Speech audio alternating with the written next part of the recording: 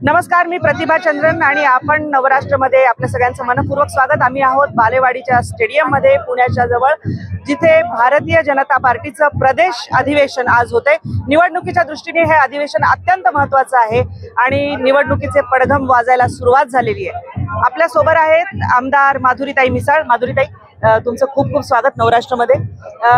यावेळी निवडणुकीमध्ये जसे हवे होते तसे निकाल आपल्याला लोकसभेमध्ये भाजपाच्या दृष्टीने दिसले नाही। आजचं अधिवेशन त्या दृष्टीने किती महत्त्वाचं आहे, कारण पुण्यामधून सुद्धा जरी भारतीय जनता पार्टीचे खासदार आले असले तरी बाकीचे जे जवळचे मतदारसंघ आहेत आणि मताधिक्य जे आहे त्यावर काही प्रमाणात परिणाम झालेला दिसतोय। हे जे महाराष्ट्र प्रदेशचं महाअधिवेशन, आज आमच्याकडे 5000 पदाधिकारी आमचे आज इथे आलेले आहेत आणि येणाऱ्या विधानसभेचं रणशिंग फुकण्यासाठीच हे अधिवेशन ऍक्च्युली आहे।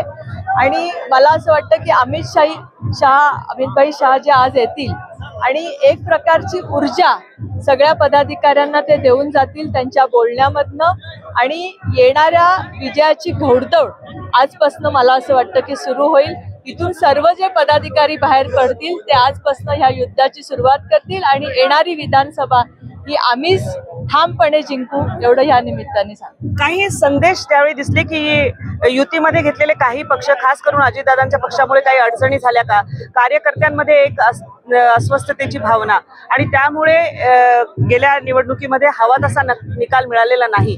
यावेळी नेमकी काय रणनीती असेल, कारण बऱ्याच ठिकाणी जागा वाटप असो किंवा अन्य सगळे मुद्दे असो आणि नॅरेटिव्हचा सुद्धा मुद्दा जो आहे, घरामध्ये नवीन सदस्य आल्यानंतर थोडं इकडे तिकडे होतं, पण मला असं वाटतं की येणारी विधानसभा आम्ही सर्व ठामपणे म्हणजे नेते एकत्रितपणे बसून विचार करून योग्य ठिकाणी योग्य न्याय देऊन ही विधानसभा लढतील आणि त्यामुळे इतर काही गोष्टी प्रॉब्लेम येणार नाही। पर्वतीमध्ये माधुरीताई मिसाळ हे समीकरण गेल्या कित्येक वेळा झालेलं आहे। यावेळी तुम्हाला तुमच्यासाठी किती आव्हानात्मक वाटतंय आणि तुमची स्वतःची म्हणून पण काय मुद्दे असणारे जे घेऊन तुम्ही जनतेच्या समोर जाल?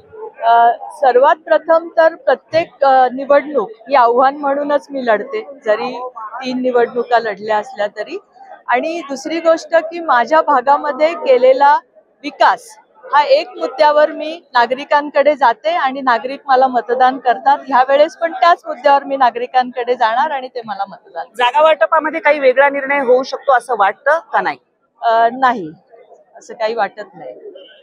विजयाची खात्री आहे 100%। तर आपण बघताय की माधुरीताई मिसाळ अनेक वेळा इथे निवडून आलेल्या आहेत आणि त्यांच्या सोबत असलेल्या महिला कार्यकर्त्या अतिशय उत्साहात आहेत। आपण बघूया, या ठिकाणी आपण भारतीय जनता पार्टीच्या विविध नेत्यांची बोलण्याची चर्चा करणार आहोत। कॅमेरामन विनोद इंगोलेसह प्रतिभा चंद्रन, नवराष्ट्र, पुणे।